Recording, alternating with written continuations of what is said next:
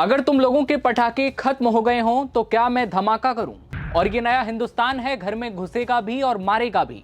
ये सिर्फ डायलॉग नहीं है, रणवीर सिंह की धुरंधर ने ये कर दिखाया है। पाकिस्तान में फिल्म से हड़कंप मचा है। धुरंधर से पाकिस्तान को इतनी मिर्ची लगी कि फिल्म पर केस कर दिया है। लेकिन पाकिस्तान में धुरंधर पर बवाल क्यों उठा? अक्षय खन्ना के रहमान डकैत वाले खूंखार किरदार की एक तरफ जमकर तारीफ हो रही है, लेकिन कौन था खूंखार और कसाई किस्म का रहमान डकैत जिसने अपनी मां को मौत के घाट उतार दिया? कराची का वो गैंगस्टर जो दुश्मनों के कटे सर से फुटबॉल खेलता था। अक्षय खन्ना ने आतंक का घिनौना चेहरा रहमान डकैत को जिस तरह से पर्दे पर उतारा है, वो उससे कई गुना ज्यादा खतरनाक और खूंखार बताया जाता है। साथ ही वीडियो में जानेंगे बिलावल भुट्टो की पार्टी ने क्यों कहा कि फिल्म ने कुख्यात गैंगस्टर रहमान डकैत से उन्हें जोड़कर बदनाम करने की कोशिश की। जानेंगे कौन कौन से देशों में फिल्म बैन हो चुकी है। नमस्ते, नवभारत टाइम्स आप देख रहे हैं, आपके साथ मैं दिव्यांशु राठौर। ब्लैक पठान सूट, आंखों में खून सवार और ब्लैक शेड के साथ फिल्म धुरंधर में बलूच गैंगस्टर रहमान डकैत का किरदार निभा रहे अक्षय खन्ना फ्रेम में आते हैं और एक डांस सीन में छा जाते हैं। हमारे पड़ोसी पाकिस्तान में भी धुरंधर के गानों पर लोग जमकर झूमते गाते नजर आते हैं और दूसरी तरफ जो है फिल्म को बैन किए जाने की मांग है। अक्षय खन्ना की स्क्रीन प्रेजेंस इतनी जबरदस्त कि कई लोग इस सीन में लीड एक्टर रणवीर सिंह को मिस कर देते हैं। लेकिन कई लोगों का दावा है कि अक्षय रहमान डकैत के असली कामों के मुकाबले कुछ भी नहीं है, जिसने पाकिस्तान के कराची के शहर लियारी पर राज किया था।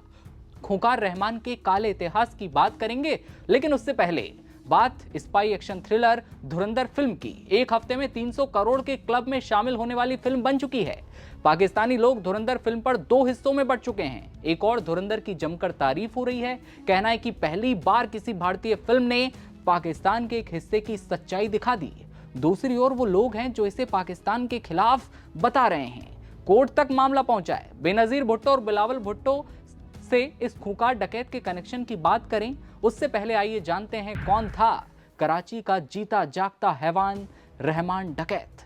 धुरंधर की कहानी रियल घटनाओं से जुड़ी है। रहमान डकैत की कहानी कराची पोर्ट के पास मौजूद उस लियारी इलाके से शुरू होती है जिसके बारे में कहा जाता है कि ये करीब 60 साल तक खूंखार गैंगस्टरों की आपसी लड़ाई में पिसता रहा।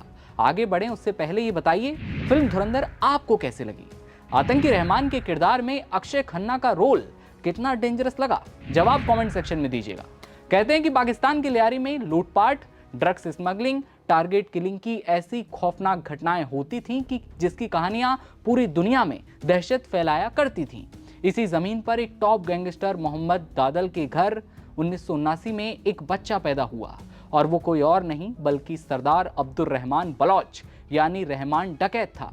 ये कितना खूंखार था, इस बात का अंदाजा इस बात से लगाया जा सकता है कि वो 13 साल की उम्र से ही कत्लेआम मचाना शुरू कर चुका था। दैनिक भास्कर की एक रिपोर्ट में बताया जाता है कि रहमान तब केवल 15 साल का था जब उसने अपनी मां को मौत के घाट उतार दिया। अपनी मां को 3 गोलियां मारी, गला रेता और लाश को चुपचाप दफन करवा दिया। सवाल ये कि रहमान डकैत ने अपनी ही मां को क्यों मारा?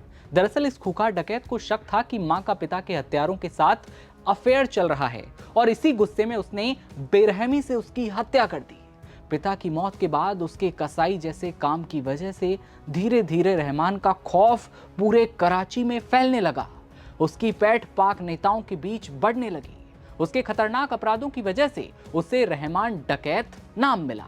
जैसा कि धुरंधर में अक्षय खन्ना कहते हैं, रहमान डकैत की दी हुई मौत बड़ी कसाईनुमा होती है। लेकिन बेनजीर भुट्टो से रहमान का कनेक्शन आखिर था क्या? धुरंधर में दिखाए गए इस डकैत का एक किस्सा बेनजीर भुट्टो से रिलेट करता है। बताया जाता है कि साल 2007 में बेनजीर भुट्टो देश निकाला काटकर पाकिस्तान वापस आए। उनके सपोर्टरों ने भारी संख्या में एयरपोर्ट से बिलावल हाउस तक रैली निकाली, जिसमें हजारों लोगों की भीड़ इकट्ठा होती है। रहमान की दबंगई थी और उसे ही बेनजीर की सुरक्षा की जिम्मेदारी दी जाती है। बताते हैं कि एक सुसाइड बॉम्बर ने भुट्टो के बुलेट प्रूफ ट्रक के पास ब्लास्ट किया। बड़ी संख्या में लोग मारे गए, घायल हुए। चूंकि बेनजीर ट्रक के ऊपर की सीढ़ियों पर थी, बच जाती हैं। राजनीति में एंट्री की लालसा तो डकैत की पहले से थी और इसी अफरा तफरी के बीच रहमान डकैत ने बेनजीर को अपनी गाड़ी में बिठाया और फिर उन्हें बिलावल हाउस तक सुरक्षित पहुंचाया। और बस यहीं से रहमान पाकिस्तान पीपल्स पार्टी का खासम खास बना। फिर शुरुआत होती है साल 2008 की। पाकिस्तान में चुनाव होते हैं, पाकिस्तान पीपल्स पार्टी को जीत मिलती है। अब रहमान जो डकैत है वो पार्टी में बड़ी पोस्ट पा चुका था, बड़े नेताओं के साथ उठना बैठना भी था। अब रहमान पीपल्स अमन कमेटी का लीडर भी बन चुका था। जब कोई डकैत पॉलिटिक्स में आ जाए तो खून और अपराध खुल्लम खुल्ला होने लगते हैं। कराची में यही हुआ। रहमान डकैत को पावर मिल चुकी थी। लियारी में रहमान की गैंग को ड्रग्स और हथियारों की छूट मिलने लगी, क्राइम सिर चढ़ता गया। देखते ही देखते रहमान पीपीपी के हाथ से निकल रहा था और अब वो वक्त आ चुका था जब पार्टी को उससे खतरा महसूस होने लगा। अंदर खाने रहमान डकैत के खिलाफ बातें की जाने लगी। साल 2013 चुनाव सर पर था। वक्त आ गया था कि रहमान डकैत को रास्ते से हटाया जाना था।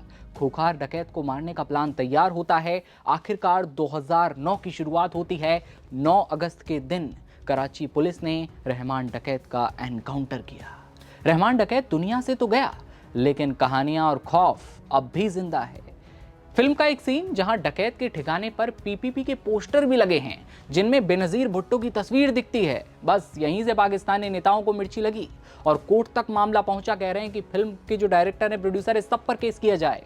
रहमान डकैत 29 साल तक जिंदा रहा, लेकिन उसकी बदनामी की कहानियां दशकों से लियारी में बनी हुई हैं। खौफ साफ दिखता है और अब ये कहानियां सरहद पार करके भारतीय सिनेमा तक पहुंच चुकी हैं। हालांकि फिल्म में उसके किरदार के लिए अक्षय खन्ना को कास्ट करना फिल्म मेकर का एक अच्छा दाव था। फिल्म के पहले पार्ट के बाद अब दूसरे पार्ट को लेकर लोगों में काफी एक्साइटमेंट है। अक्षय खन्ना के अलावा भी फिल्म में शामिल और किरदारों ने भी जमकर तारीफें बटोरी हैं, लेकिन अक्षय खन्ना का जो रोल है, जो मेन लीड हीरो से रणवीर सिंह से भी आगे निकल चुका है। कई सारे लोग मेन लीड हीरो को भूलकर अक्षय खन्ना की जमकर तारीफें कर रहे हैं। रहमान डकैत के किरदार को जिस तरह से उन्होंने निभाया, जिस तरह से एंट्री ली, वो लोगों के दिलों को छू रहा है। तो वहीं पाकिस्तान में जो पाकिस्तानी लोग हैं वो खुद 2 फाड़ में बट चुके हैं। एक तरफ वो पाकिस्तानी लोग जो बाहर फिल्म को देखकर आए, क्योंकि पाकिस्तान में तो फिल्म देखी नहीं जा सकती।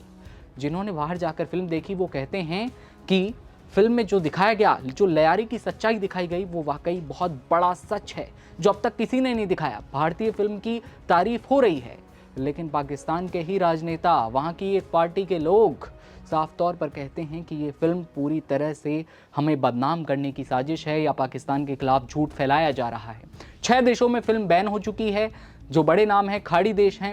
इसके अलावा पाकिस्तान में इस फिल्म को लेकर लगातार बवाल बढ़ रहा है, हड़कंप मचा है। क्यों मिर्ची लगी, इसके बारे में हमने आपको बताया। रहमान डकैत कौन था, इस बारे में हमने आपको बताया। लेकिन फिल्म आपको कैसी लगी, कमेंट सेक्शन में बताइएगा। रहमान डकैत के किरदार को लेकर, अक्षय खन्ना के रोल को लेकर आप क्या कहते हैं, और बेस्ट रोल आपको कौन सा लगा, कमेंट सेक्शन में बताइएगा। और देश दुनिया की हर खबर सबसे पहले देखते रहने के लिए आप बने रहिए नवभारत टाइम्स के साथ। नमस्कार।